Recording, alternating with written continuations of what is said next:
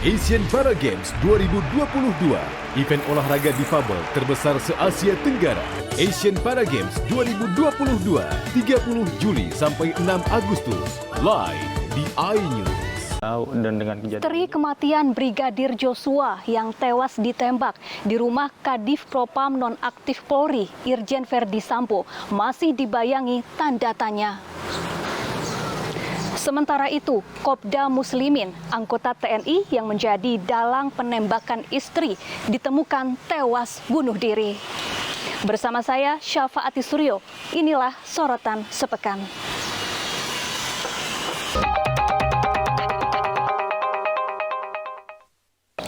Pemirsa, rumah inilah yang menjadi saksi kunci detik-detik Brigadir Joshua meregang nyawa. Kini, tim khusus Polri masih bekerja mengungkap kasus ini. Autopsi ulang terhadap jenazah Brigadir Joshua dilakukan untuk mengungkap penyebab pasti kematian. Adapun pengacara dari kubu keluarga Brigadir Joshua dan kubu keluarga Irjen Verdi Sambo saling serang terkait sejumlah isu yang beredar.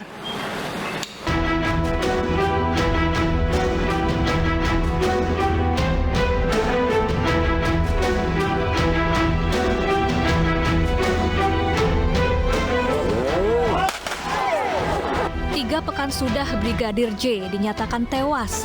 Namun Polri belum memastikan penyebab kematian Ajudan Kadif Propam Polri Nonaktif Irjen Verdi Sambo ini. Polisi pun terus mengumpulkan barang bukti, salah satunya dengan melakukan autopsi ulang jenazah Brigadir J di Rumah Sakit Sungai Bahar Jambi 27 Juli lalu.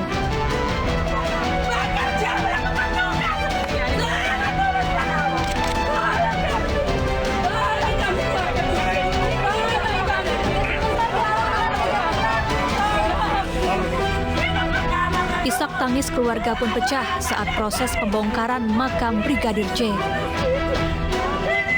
Kadif Humas Polri, Irjen Pol Dedi Prasetyo mengatakan autopsi ulang sebagai bentuk komitmen Polri dalam mengungkap kebenaran kasus tewasnya Brigadir Joshua.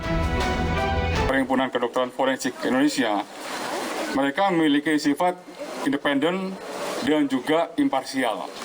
Artinya apa? Artinya bahwa hasil otopsi ulang yang dilaksanakan pada hari ini memiliki dua konsekuensi.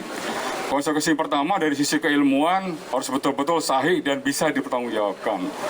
Konsekuensi kedua karena ekshumasi ini adalah dalam rangka keadilan dilaksanakan oleh pihak yang berwenang dan oleh kedokteran forensik, nah ini harus memiliki konsekuensi yuridis. Ada sekitar 20 sampel yang diambil dari autopsi ulang jenazah Brigadir J. Sampel jaringan kemudian dibawa ke Jakarta untuk diperiksa lebih lanjut oleh tim forensik. Fokus utama kita adalah pertama mencari tanda-tanda yang terjadi setelah apakah itu luka atau tidak. Dan kalaupun misalnya itu sebuah luka, tentunya kita lihat itu apakah luka yang terjadi sebelum kematian atau setelah kematian. Banyak kita harus bedakan kedua hal ini. Kenapa? Karena satu hal luka-luka sebelum kematian itu bisa saja menjadi luka-luka yang berkontribusi terhadap terjadinya kematian.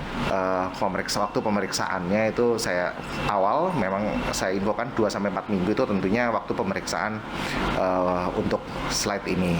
Tapi untuk nanti tentunya hasil yang laporan otopsi keseluruhan yang bisa kita serahkan kepada pihak penyidik yang meminta itu ya perkiraannya mungkin kita tambah sekitar 4 minggu lagi. Makanya waktu konferensi pers di Jambi saya sampaikan hasil dari otopsi ini memang secara menyeluruh itu mungkin akan 4-8 minggu.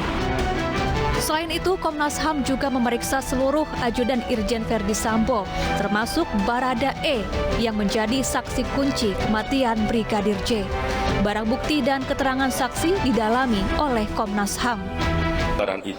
Lembaran itu yang gede itu adalah lembaran jejaring komunikasi, jejaring komunikasi yang itu diolah dari Seldam, dari CDR macam-macam. Yang salah satu yang penting di situ ada nomor-nomor. Di titik itulah kami memang tidak mau menyebar nomor-nomor itu karena misalnya di situ ada nomor keluarga. Bagi kami setuju dengan pendapatnya Pak Johnson Panjaitan bahwa ya harus ada pelindungan bagi keluarga. Namun tim pengacara keluarga Brigadir Joshua tidak percaya Komnas HAM karena menganggap Komnas HAM bekerja untuk Polri. Masyarakat dari Sabang sampai Merauke ini semakin bertanya-tanya, sebetulnya Komnas HAM ini bekerja secara independen untuk mengungkap adanya peristiwa kematian